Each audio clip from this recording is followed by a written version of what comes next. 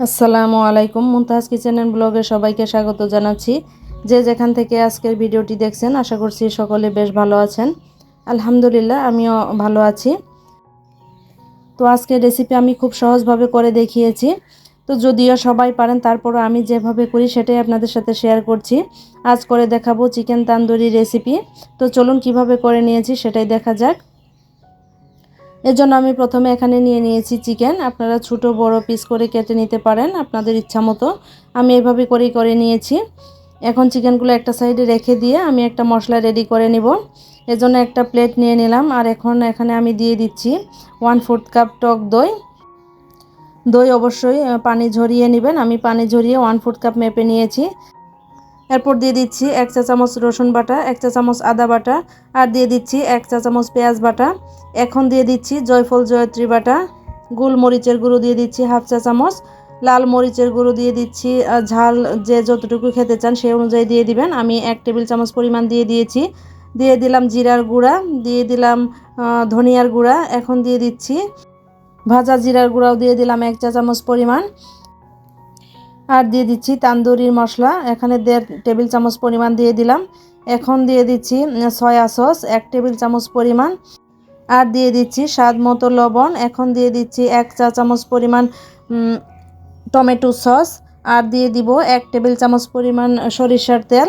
এখন সবগুলো উপকরণ খুব ভালোভাবে মিশিয়ে নিতে হবে, যেন কোনো দলা পেকে না থাকে। খুব সুন্দরভাবে মিশিয়ে নিতে হবে। তো খুব সুন্দরভাবে আমি মশলাটা মিশিয়ে নিলাম। এখন আমি চিকেনগুলো দিয়ে দিব।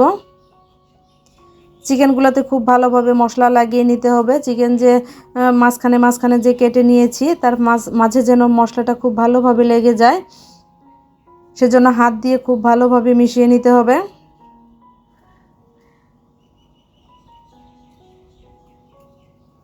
তো খুব সুন্দরভাবে যখন এটা মাখানো হয়ে যাবে, তখন আমি এটা রেস্টে রেখে দিব 20 থেকে 25 মিনিটের জন্য। আর যদি হাতে সময় না থাকে, সাথে সাথেও ভেজে নিলে কোনো সমস্যা নেই। আমি একটু ম্যারিনেট করে রেখে দিব। তো ভিডিওর এই পর্যায়ে যারা চলে এসেছেন অথচ লাইক দিতে ভুলে গেছেন, প্লিজ একটা লাইক দিয়ে ভিডিওটি কন্টিনিউ করবেন। আর যদি অলরেডি এই কাজগুলো করে থাকেন তাহলে অসংখ্য ধন্যবাদ। আমি ঢাকনা দিয়ে ঢেকে রেখে দিয়েছিলাম 20 থেকে 25 মিনিটের জন্য। এখন এটা একদম ভাজার জন্য রেডি হয়ে গিয়েছে। এখন চলুন ভেজে নেই। এর জন্য আমি ফ্রাই প্যান বসিয়ে গরম করে নিয়েছি খুব ভালোভাবে। তারপর দিয়ে দিলাম এখানে 2 টেবিল চামচ পরিমাণ সয়াবিন তেল, আর দিয়ে দিচ্ছি 1 টেবিল চামচ পরিমাণ বাটার। বাটারটা গলে যখন তেলের সাথে মিশে যাবে, ভালোভাবে মিশে যাবে, তখনই আমরা দিয়ে দিব চিকেনগুলো। খুব সুন্দরভাবে কিন্তু বাটারটা গলে গিয়েছে।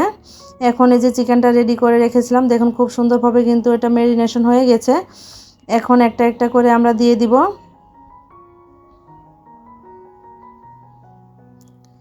এই চিকেন তান্দুরিটা কিন্তু খেতে খুবই মজা হয়। একবার হলেও বাসায় ট্রাই করে দেখতে পারেন।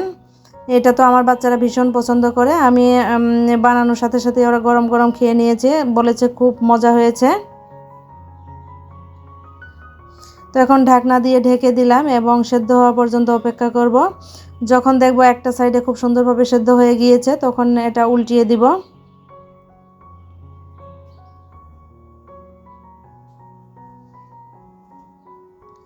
তো খুব সুন্দরভাবে উল্টে পাল্টে খুব সুন্দর একটা কালার চলে আসা পর্যন্ত আমরা ভেজে নিব। এদিকে আমি এগুলা বানাতে বানাতে অন্য চুলায় নান রুটি বানিয়ে নিচ্ছি। দেখুন নান রুটিগুলো কতটা সুন্দর হয়েছে। আর এই নান রুটির রেসিপি যদি আপনাদের লাগে অবশ্যই কমেন্ট করে জানাবেন। আমি সময় সুযোগ করে একটা রেসিপি রেডি করে রাখবো।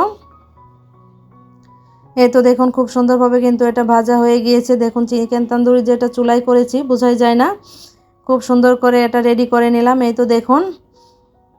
আর এই মেয়োনিজটা দেখতে পাচ্ছেন, মেয়োনিজটাও আমি হাতে বানিয়েছি। মেয়োনিজের রেসিপি যদি কারো লাগে তাহলে অবশ্যই কমেন্ট করে জানাবেন।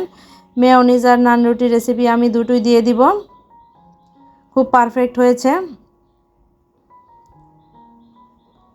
আজকের ভিডিওটি যদি কারো ভালো লেগে থাকে অবশ্যই আমার চ্যানেলটি সাবস্ক্রাইব করে পাশে থাকা বেল বাটনটি প্রেস করে রাখবেন। এতে করে আমি নতুন ভিডিও দিলে সাথে সাথে আপনারা পেয়ে যাবেন এবং সময় সুযোগ করে আপনারা ভিডিওটি দেখে নিতে পারবেন। তো আজকের ভিডিও এই পর্যন্তই। সবাই খুব ভালো থাকবেন। আসসালামু আলাইকুম। আল্লাহ হাফেজ।